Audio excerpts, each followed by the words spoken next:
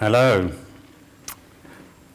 So the chances are that in all of our lifetimes at some point we will be admitted to hospital. We will all become patients. And as healthcare systems have grown in size and complexity, whilst being financially squeezed, they can become very focused on targets. And when this happens, the way in which patients are seen changes. So people can feel dehumanized, like they're being impersonally processed along a sort of production line of health.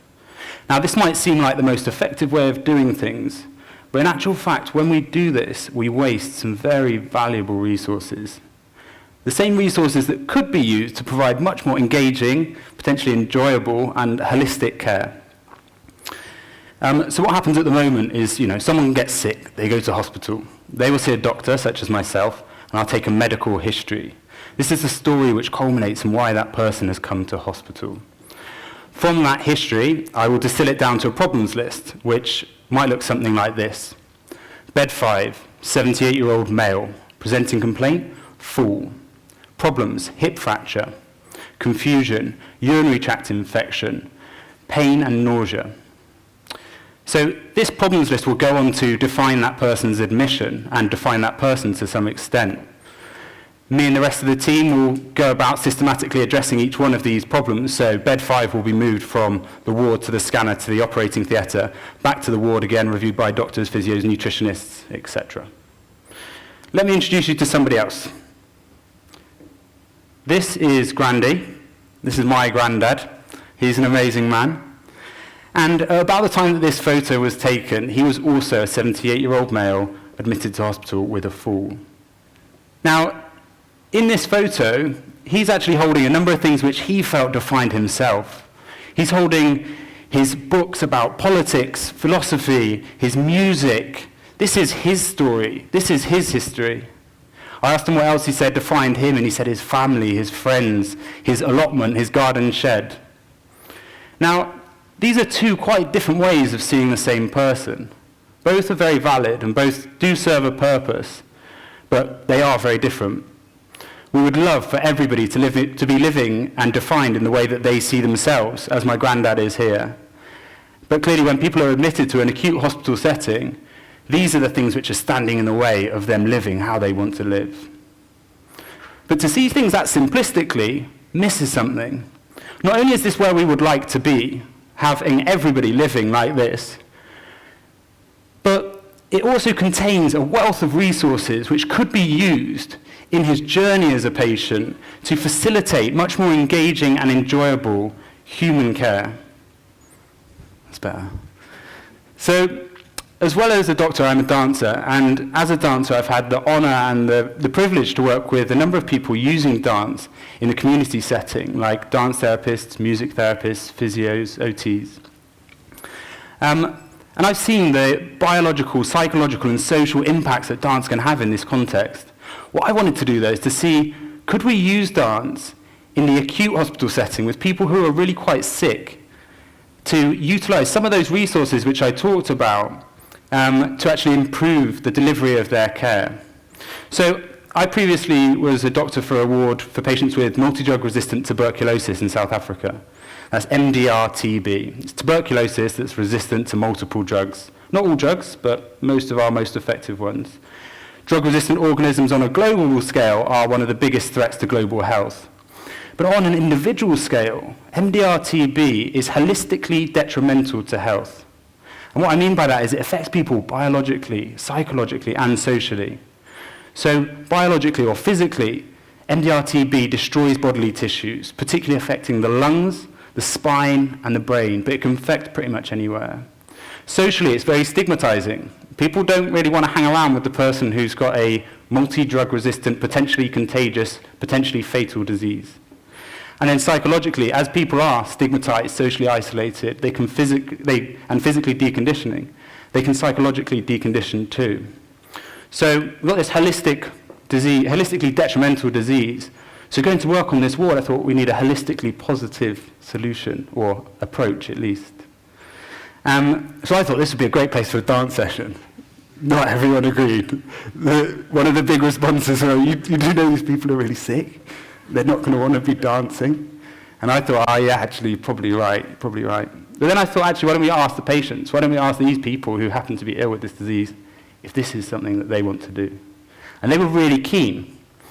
And I thought, you know what, we've got everything we need. We've got a dance floor, we've got a sound system, and we've got a crew of highly funky individuals ready to deliver these sessions. So that's what we did, twice a week, everyone out on the dance floor.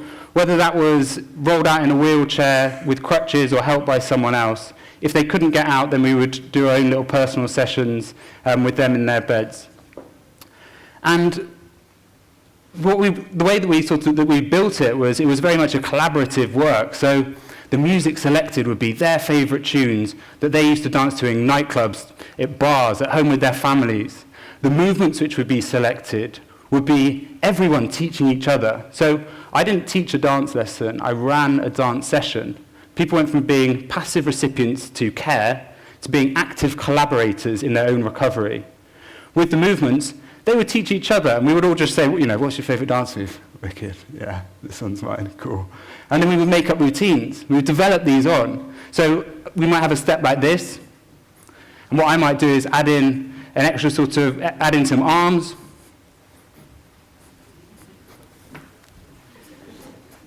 Because being able to lift up your arms around your head is actually really important for activities of daily living, like washing, feeding yourself. And, you know, obviously we had lots and lots of fun. But also the patients said that it really affected them. They said that physically they felt stronger and that their breathing was easier. They felt psychologically more in control and happier. And socially, the atmosphere on the ward changed. The way in which patients and staff, patients and other patients, patients and family all interrelated with each other was quite different. They were talking together as people with other people, which is really important. And as I said, the patients felt really engaged with their care, to the extent where I can remember being stuck in A&E because it was busy and I was delayed, and I came back to the ward, and everyone was already on the dance floor. So I was like, this is amazing. I said, yeah, is everyone up for doing some dance then? And they said, you know, not today, you know. We've already done an hour because you were late. Oh, all right, cool.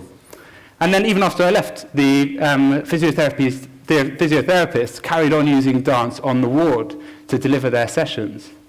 Even independently of my sessions, I also came across another hospital which had been using music with their exercise classes because they felt it engaged their patients, again, with multi-drug-resistant tuberculosis in a better way. So, you know, going back to London, and I said to some people about this, and they said, well, you know, that was South Africa. It's not going to work here. But actually, I completely disagree with this. I think that dance is actually something that's very core to being human. It's been present in cultures throughout the world, throughout history. It's only in Western cultures in recent decades that dance has become something more often observed than participated in.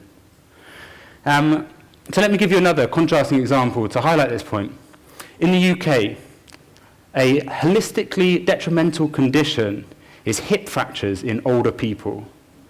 So physically, it causes pain and reduction in mobility. Psychologically, socially, as people can't get up and about as much, they can't get out the house, they get socially isolated. And then psychologically, once they're socially isolated, they get lonely and they can get depressed. And older people are already a potentially vulnerable group. They might have multiple other medical problems, they might have social and psychological vulnerability anyway. So these combined factors mean that in the year following a hip fracture, an older person's got up to a 30% chance of dying. Because it's not just a hip fracture, it's all these other problems combined. So again, I thought, you know what, this would be an amazing place for a dance session. And again, not everyone thought that was a particularly good idea. The main objection in this situation being, you do know that they've just fractured their hip and it's been cemented, stitched and glued back together. I said, yeah. But again, I'm not talking about getting people dancing on their bedside tables. I'm talking about people dancing in whatever way they can. We stuck strictly within the recommendations of the physiotherapist, the evidence-based guidelines on what movements are appropriate, and we danced. The music was selected from their favourite music, the music they first danced to with their husband before the war started, music they just danced at a wedding with their granddaughter with. It was the music that really engaged them in their memories, their feeling of being themselves. And again, the movements we selected, they would teach me their favourite moves, and then we'd develop them on. So, this is someone having a great time. What we would do is we would take the movements, and I would develop them to make them more sort of related to activities of daily living. So you might have a movement like this. So I might add in clicks. Because pincer strength is extremely important if you want to be able to feed yourself, wash yourself, dress yourself. And again, we had a great time. And the patient said that it really affected them. They said that physically they felt stronger and more mobile, that psychologically they were happier. And one person summed it up really nicely when she said that she remembered what it was to be herself again. And socially, the atmosphere on the ward changed in that the way that staff and patients related to each other, staff and patients and other patients, family members who would come in to join in. The way in which people talked to each other wasn't just this problems list. The problems list was getting addressed just as efficiently, but it was being done by people looking after other people. Because people who work in health don't do so because they're really passionate about chasing figures and targets. Figures and targets are very important, but people work in health because they enjoy helping people. Although the figures and targets are very important, the figures should not be the focus. People should be the focus, and appropriately placed targets and figures will follow. Now, I'm not suggesting for 1 second you're going to cure MDR-TB or fix hip fractures with just dancing. Of course you're not. It'd be ridiculous. It'd be amazing, but it'd be ridiculous. What I'm suggesting is that the medicine is vital, the operations are vital, the physiotherapist is vital, the nutritionist is vital, but treating people as people and not just patients in a way that engages them and they enjoy is also vital. Because we don't see ourselves as just a problems list and a bed number. We see ourselves as much more than that. We see ourselves as complex and creative individuals who have been built from our histories, our interests, our cultures. So let the blueprint for the future of hospital medicine be one that acknowledges, values, and even utilizes these very precious personal resources. Thank you.